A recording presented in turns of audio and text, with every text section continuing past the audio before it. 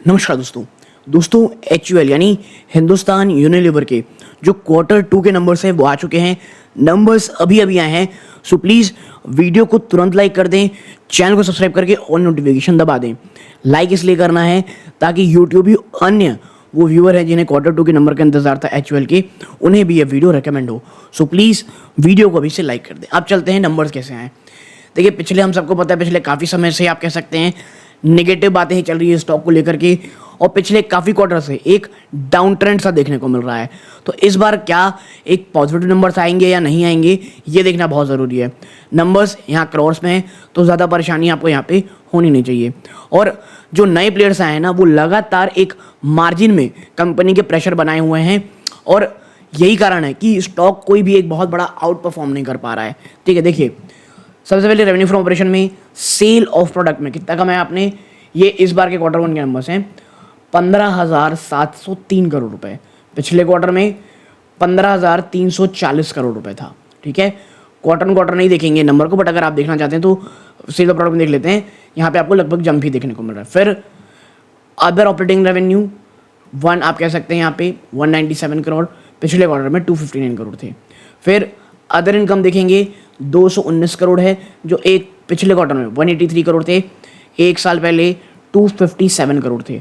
आप इन तमाम चीज़ों को जोड़ लेंगे ना तो टोटल इनकम निकल के आएगी 16,145 करोड़ रुपए। ये आई है इस बार 2024 सितंबर में। एक साल पहले कितनी थी, 15,806 करोड़। तो एक साल बाद भी आपने कोई ऐसी जंप नहीं दिखा दी है जो बहुत ज़्यादा अच्छी हो, लेकिन हाँ ईयर ऑन ईयर बेस में थोड़ी बहुत सी जंप है मैं कहूँगा। पिछले क्वार्टर में कितनी थी, 15,964 करोड़। देखिए यही कारण है ना कि जो स्टॉक है वो चल नहीं रहा है, ग्रोथ है ही नहीं स्टॉक में। पिछले क्वार्टर में भी नहीं थी और इस बार भी हमको कहीं देखने को नहीं मिल रही है। बट क्या खर्चों ने, आप कहेंगे, जो स्थिति है उसे थोड़ा बहुत ठीक किया है। देखिए सबसे पहले एक्सपेंसेस में कॉस्ट ऑफ मटेरियल देखेंगे आप, 5,005 करोड़ रहा है। पिछले क्वार्टर में कितना था, 4,799 करोड़ का। एक साल पहले 4,874 crore. Purchase of stock and trade 2,914 crore, पिछले साल कितना था 2,636, पिछले क्वार्टर में 2,728। इन्वेंट्रीज देखते हैं, 210 करोड़ की पॉजिटिव इन्वेंट्री है, पिछले क्वार्टर में 90 करोड़ की पॉजिटिव इन्वेंट्री थी, और पिछले साल 57 करोड़ की। एम्प्लॉय बेनिफिट एक्सपेंस 822 करोड़ रुपए यहाँ खर्चा किया गया दोस्तों। पिछले साल कितना था 766 करोड़, यहाँ पर जंप आया है, और पिछले क्वार्टर में ये 656 करोड़ था। तो एम्प्लॉय बेनिफिट एक्सपेंस ना क्वार्टर ऑन क्वार्टर बेसिस में एक ट्रिमेंडस जंप दिखाता हुआ आपको यहाँ दिखाई दे रहा है। अब फाइनेंस कॉस्ट ये उतना नहीं है। डेप्रिसिएशन अमॉर्टाइजेशन एक्सपेंस 338 करोड़, जो पिछले साल तो मात्र 330 करोड़ थी, और पिछले क्वार्टर में 329 करोड़ थी, पिछले साल ये 297 करोड़ थी। ऑलमोस्ट 10-12% का जंप है यहाँ पे।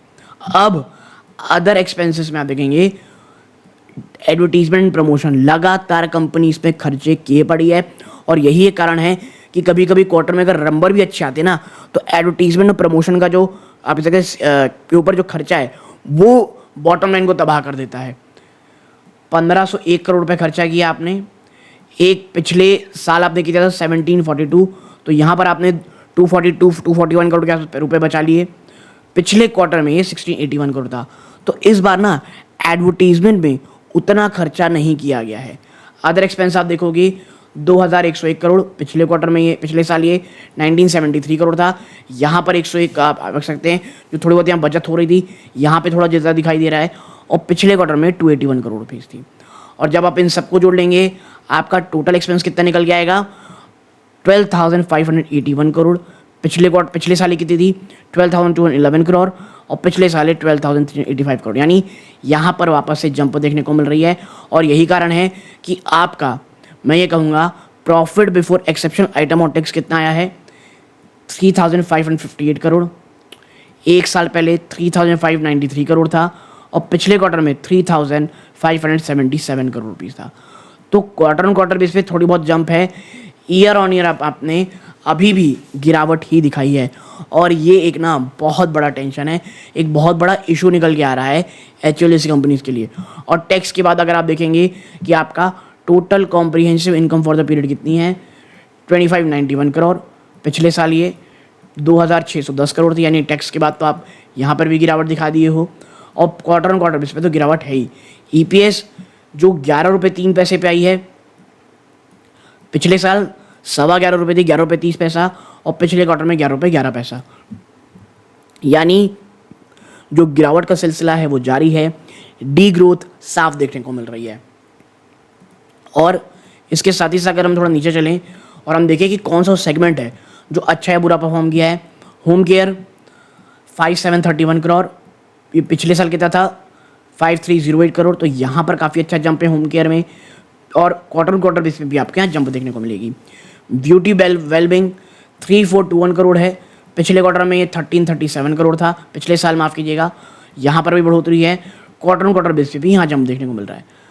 पर्सनल केयर ये 2411 करोड़ है, जो एक साल पहले ना 2536 करोड़ था, और एक आप कह सकते हैं पिछले क्वार्टर में 2386, यानी जो पर्सनल केयर है ना उसने ईयर ऑन ईयर एक बहुत बहुत बड़ा हिट लिया है। फूड रिफ्रेशमेंट 3803 करोड़ है, पिछले साल ये 3851 करोड़ था, यानी यहाँ पर भी डी ग्रोथ आई है। और क्वार्टर ऑन क्वार्टर बेस पे भी यहाँ गिरावट है। अदर्स जिसमें एक्सपोर्ट कंसाइनमेंट आप देखेंगे 560 करोड़ इस बार आए हैं, 591 करोड़ ये था। तो देखिए यहाँ पे आपको एक चीज़ समझ में आ रही होगी कि जो होम केयर, ब्यूटी और वेलनेस हैं वो बहुत अच्छा किए हैं, बट आपका पर्सनल केयर ने सबसे बड़ा झटका दिया है। और ये तो रेवेन्यू हो गया, ठीक है। अब सेगमेंट रिजल्ट में अगर आप देखेंगे तो आप पाएंगे भाई साहब आपने इस बार 1114 करोड़ कमाए हैं, जो पिछले साल आप कह सकते हैं 1014 करोड़ थी, तो यहाँ पर अच्छा जंप है। होम केयर में क्वार्टर ऑन क्वार्टर आप देखेंगे थोड़ी बहुत गिरावट है। ब्यूटी वेलबिंग 1123 करोड़ कमाए आपने, जो एक साल पहले 1118 करोड़ था, यानी आप देखें आपकी जो रेवेन्यू उसमें जंप है उसके हिसाब से तेज़ी नहीं, यानी ब्यूटी वेलबिंग में कहीं ना कहीं मार्जिन में प्रेशर है। पर्सनल केयर में 407 करोड़ आपने कमाया है, जो एक साल पहले 464 करोड़ था, यानी पर्सनल केयर के बिजनेस में चाहे वो रेवेन्यू हो गया है चाहे मार्जिन हो जाए, वहाँ पे ना एक बहुत बहुत बड़ा प्रेशर हमको दिख रहा है। फूड रिफ्रेशमेंट में यहाँ पर भी डी ग्रोथ है, 690 करोड़ है, जो पिछले साल 720 करोड़ थी, यानी फूड और रिफ्रेशमेंट में भी आपको गिरावट देखने को मिल रही है। तो जो बिजनेस प्रेशर में बात कही जा रही है ना, वो वाकई में बहुत ज़्यादा प्रेशर है, मैं ये कहूँगा। और अगर हम डिविडेंड की बात करें कि भाई क्या डिविडेंड है, क्या हाल चाल चल रहे हैं डिविडेंड के, तो क्या कंपनी ने इस बार दिया है, तो जी हाँ कंपनी ने डिविडेंड दिया है। देखिए कंपनी ने इंटरिम डिविडेंड दिया है 29 रुपये का, ठीक है, which includes regular interim dividend क्या है 19 रुपये का, स्पेशल डिविडेंड 10 रुपये का दिया गया है पर इक्विटी शेयर। और as intimated video our date that 10 October वो एक रिकॉर्ड डेट रही, यानी 10 अक्टूबर के पास अगर आपके पास एक्चुअल आपके पोर्टफोलियो में है, आपको ये 29 रुपये का डिविडेंड मिल जाएगा, ठीक है। Date mean the entitlement of the shareholder for interim dividend has be fixed Wednesday 6 November, माफ़ कीजिएगा 10 अक्टूबर को मीटिंग हुई थी, 6 नवंबर को अगर आपके पास है ये स्टॉक आपके पोर्टफोलियो में आपको मिल जाएगा, और 21 नवंबर तक पेमेंट हो जाएगी, यानी कि 6 नवंबर तक आपके डिमेंट अकाउंट में स्टॉक होना चाहिए। और मैं भी सोचना चाहिए कि 10 अक्टूबर में कैसे हो सकता है, क्योंकि वो तारीख तो चली चुकी है, तो सॉरी फॉर दैट। 6 नवंबर जो है वो आप कह सकते हैं आपके पास पोर्टफोलियो में होना चाहिए स्टॉक, और सेटल हो जाना चाहिए 6 नवंबर को। तो 21 तारीख को आपको ये 29 रुपये प्रति शेयर, जिसमें 19 इंटरिम डिविडेंड है, 10 रुपये का स्पेशल डिविडेंड है, ठीक है। तो एक छोटी सी एनालिसिस आप लोगों के साथ शेयर करनी थी। वीडियो अच्छी लगी हो वीडियो को लाइक करके चैनल सब्सक्राइब ज़रूर कीजिएगा। आप भी बताइएगा मुझे आप कमेंट सेक्शन में आपको ये स्टॉक ये रिजल्ट किस प्रकार के रहे हैं। ये वीडियो का अंत है। जय हिंद दोस्तों।